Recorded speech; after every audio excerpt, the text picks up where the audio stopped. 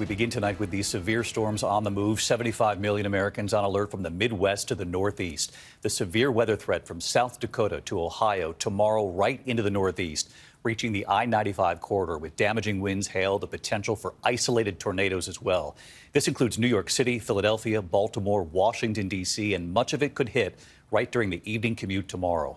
Already tonight, look at this. The Chicago area slammed with torrential rains and winds gusting more than 60 miles an hour, taking down trees and snarling air traffic at the city's airports. Also tonight, the life-threatening heat across many states and the flooding, the dam here in the U.S. and the imminent threat of failure.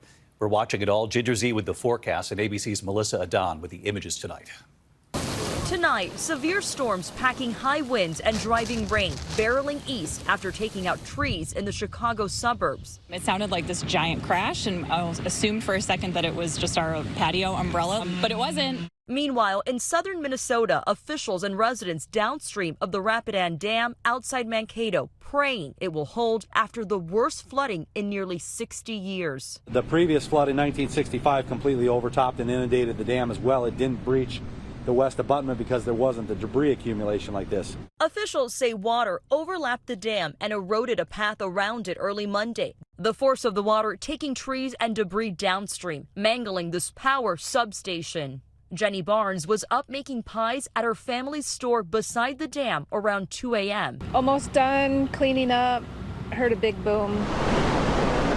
The home she grew up in now on the edge of a cliff. We are just downstream from that dam, and you can see how bad this barn is flooded. Well, the dam was built in 1910, and officials fear if it fully fills, homes like this could fall in along with all that water. The damage across the region is devastating. Massive sinkholes forming in North Sioux City, South Dakota. The McCook Lake neighborhood completely gutted by floodwaters. Roads disintegrated, homes hanging by a thread. And David, you can see from this angle all of the branches and debris piled up at the dam. Officials are asking residents to stay at a safe distance and warning folks downstream to stay alert. David. An extraordinary image. Melissa, thank you. Let's get right to Chief Meteorologist Ginger Z tonight, tracking it all again for us. Hi, Ginger. Hi, David. We just got a brand new severe thunderstorm watch moments ago, and this one connects the others. Anywhere from Illinois back through southern Iowa over to South Dakota, you're all in that severe watch, meaning tonight you could see winds in excess of 70 miles per hour. You could also see some of that hail get as large as 2.5 inches in diameter. An isolated tornado could happen, too. We'll take that right into St. Louis by tomorrow morning.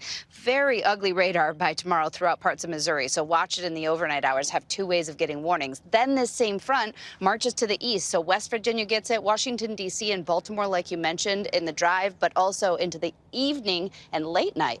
New York City, New Jersey, all the way up to close to Boston, Rhode Island included there. It's Wednesday night for you, and some of that rain will be heavy at times. Now, heat. One note on this, it will be focused tomorrow, Greenville, Mississippi, Memphis again with those excessive heat warnings right in southern Oklahoma, northern Texas. David. Could be a dicey 24 hours ahead for sure. Ginger with us. We'll see you in the morning, Ginger.